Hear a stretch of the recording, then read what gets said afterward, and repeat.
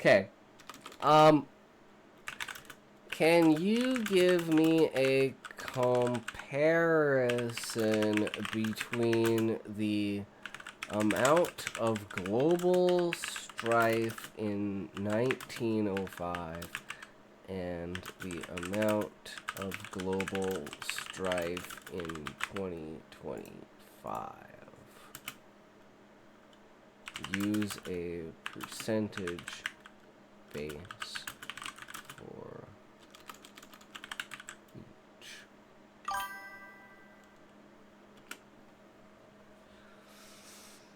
Do you know where I'm going with this, Trash? You just opened Twitter? What'd you get? What'd you get? First thing I see, sex RP. Yep, welcome to Twitter. What have you liked lately, Trash? My Twitter, this Twitter's clean. My other Twitter, though, yeah, you guys don't need to know what my other Twitter is. We don't need to talk about that one.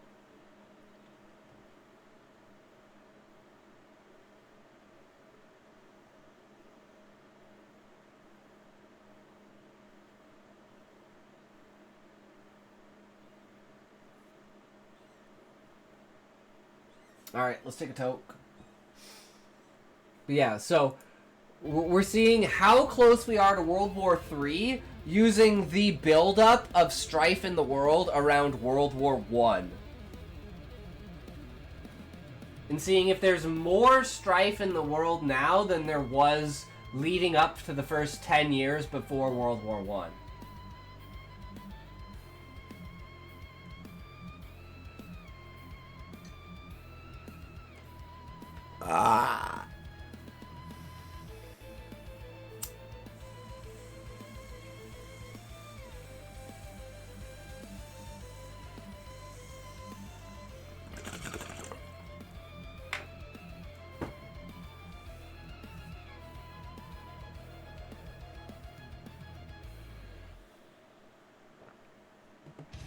Yeah, all we need now is for China to invade Taiwan, and we'll pretty much have every single place that Canada needs to get invaded by the United States.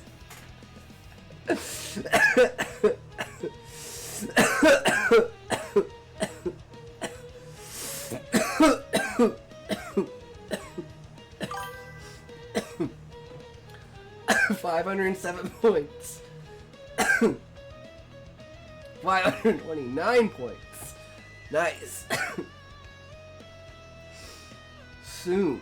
Will you make it before the end of the stream, Trash? I don't know.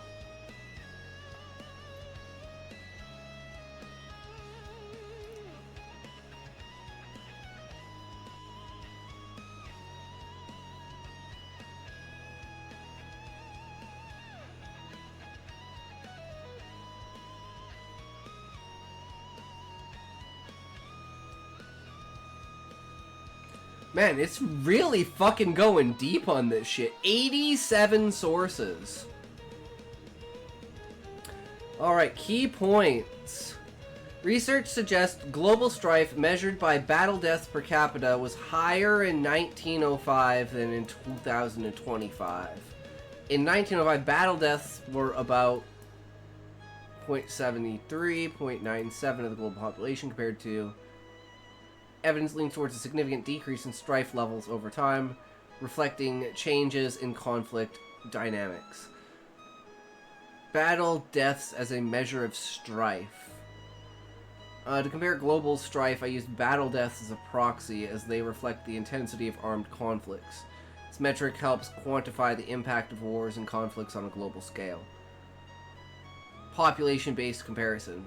By expressing battle deaths as a percentage of the global population, we account for a population growth over time, providing a fair comparison.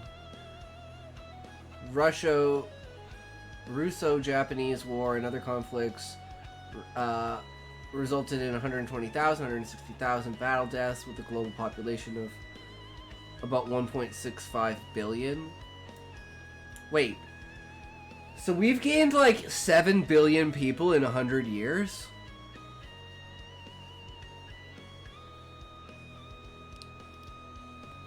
The frick, I scrolled a bit and someone is talking about seeing if one of my favorite characters with a bomb in his mouth and no legs on his For You page. Someone is talking about seeing one of my favorite characters with a bomb in his mouth and no legs on his For You page. Okay, that's interesting. You know, it's insane. I don't know if that's a really good metric. Instead of using deaths in battle, use the total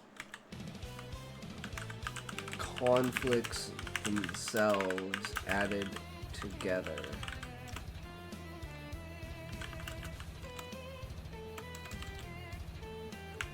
Added up.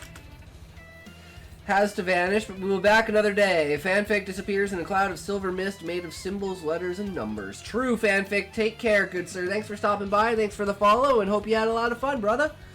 We stream every single day, so we'll always be here, good sir. Enjoy yourself. A great day. Indeed.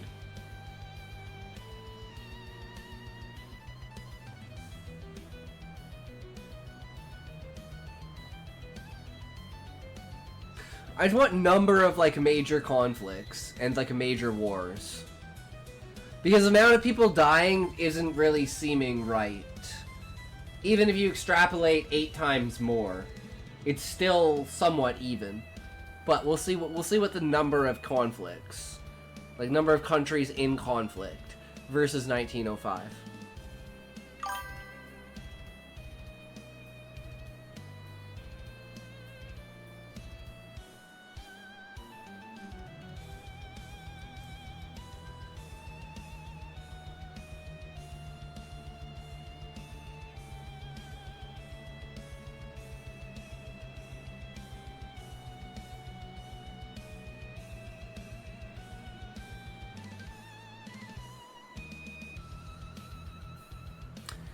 Research suggests global strife measured by the percentage of sovereign states involved in armed conflicts was about 21% in 1905 and 32% in 2025, indicating higher strife in 2025. Leans towards more widespread conflict involvement in 2025, though the number of conflicts per state was higher in 1905. Okay.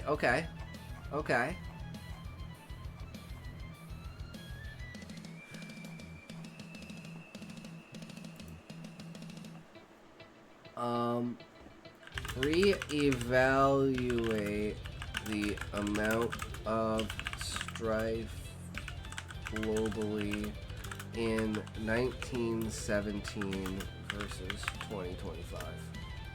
Now this is going to be a scary number, I bet.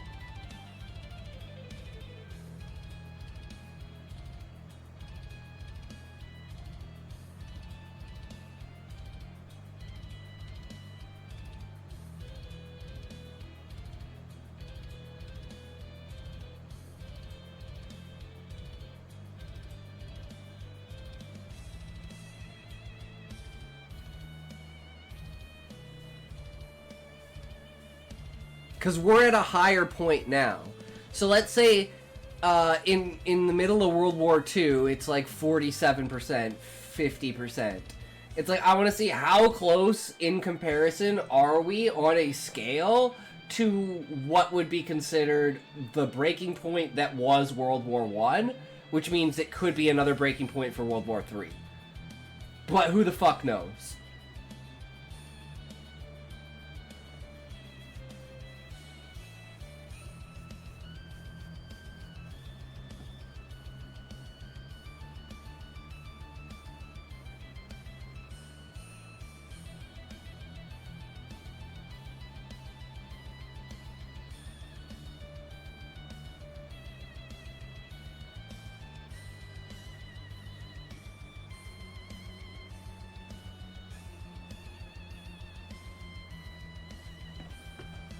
Man, it's really going through this shit, isn't it?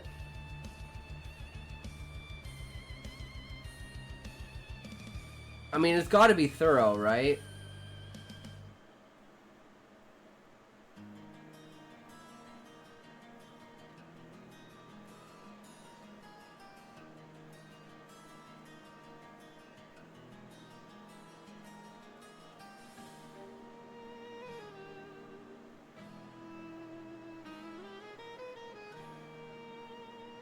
But we're gonna have to do it again, because again, it's doing by deaths instead of by total conflict. So we're gonna go back and we're gonna say the exact same thing we said here.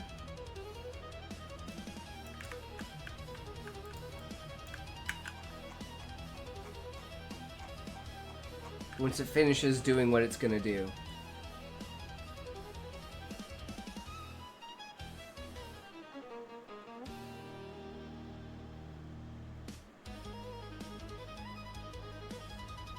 Because obviously the amount of deaths is significantly higher. But we're more interested in the total amount of countries that are engaged in conflict.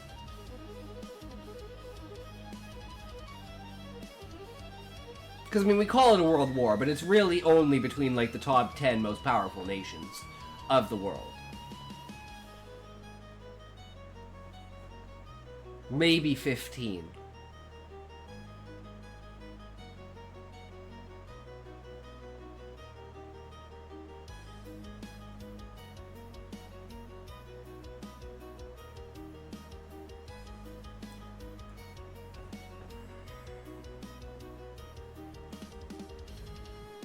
Thinking it over. It's almost there, guys. We're almost there.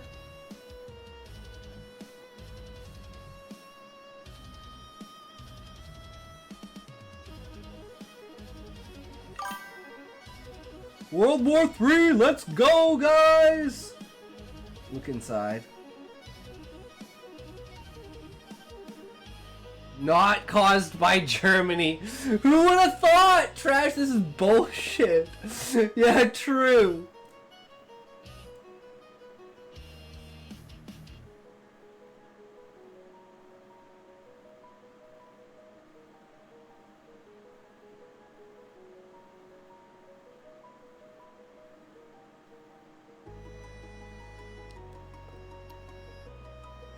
It's already gonna be close. But it's going to be closer once we compare it to, like, countries in Strife. But man, this thing's taking for fucking ever.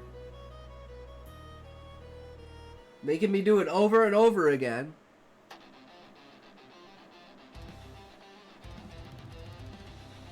Here we go. Strife measured by battle deaths per capita. Yeah, okay, so we just want to go, instead of using deaths in battle, use the total conflicts themselves added up. Okay, now it's got to think all over again from the very beginning.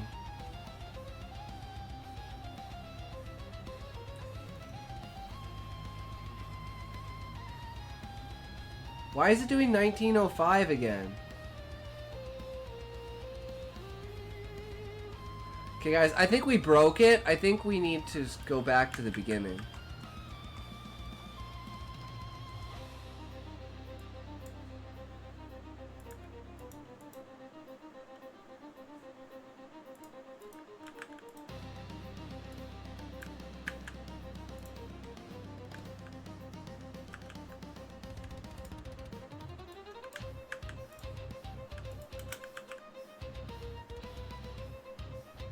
Okay, I think this will work. Sometimes it gets like fucked up, and it doesn't do what it needs to do. Oh fuck me! And I didn't change the, I didn't change it from 1905 to 1917. That's what we're comparing. Okay, well we didn't put the whatchamacallit, the deep search on. Okay, there we go. Now we work. Now we work. Now we're cooking. 13 Yo, we are comparing the Strife. Okay, well, I guess we started 13 with comparing the Strife of the amount of countries that were in conflict in 1905, which is 23%, versus the amount of countries that are in conflict currently, which is 32%. So now we're comparing between 1917, which was the middle of World War I. So that number, I assume, is around 60. So we're estimating how close we are to World War III.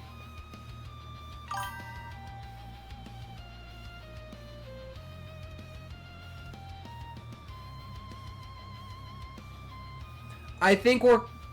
Yeah, I know, right? I think if we're going to have a World War III, it's going to start with a nuke, but it's not going to end with a nuke. Like, I think the person who nukes is the person we wipe the fuck off the map, but we don't nuke them. We just wipe them off the map with normal ballistic missiles. Or the Jewish sky lasers. Or the what?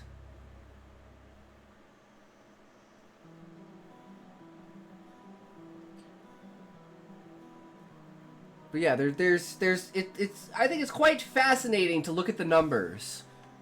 And I mean, it's kind of a complete skew in the way that we're doing it, but it is just interesting to look at the numbers nonetheless.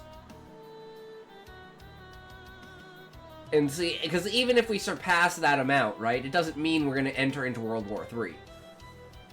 But I think the last week's events have been pretty fucking crazy, especially if, like, if Trump is actually going to, like, enter the war with Israel. That's fucked up. Like I said, next thing we need is just for China to invade Taiwan.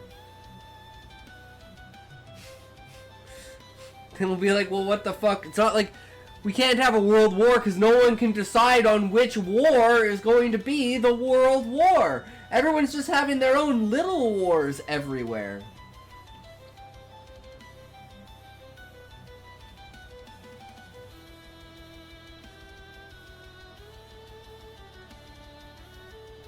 But it's really going hard thinking about it. Here we go.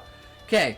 Research suggests global strife in 1917 was higher than 2025 based on the proportion of countries involved. It seems that in 1977, about 50% of sovereign states were in armed conflict compared to 27% in 2025.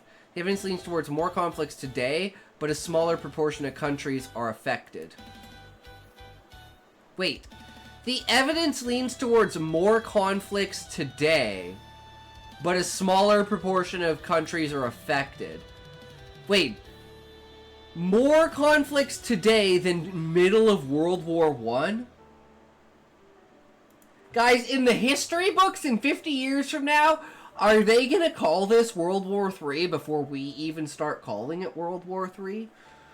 Because, like, I think that's a fascinating thing to think about as well, is, like, we're trying to label it World War III at some point.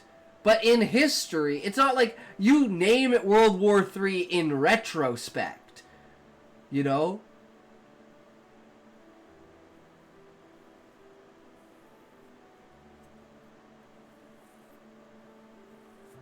Like, at what point in time was World War II called World War II after the invasion of Poland?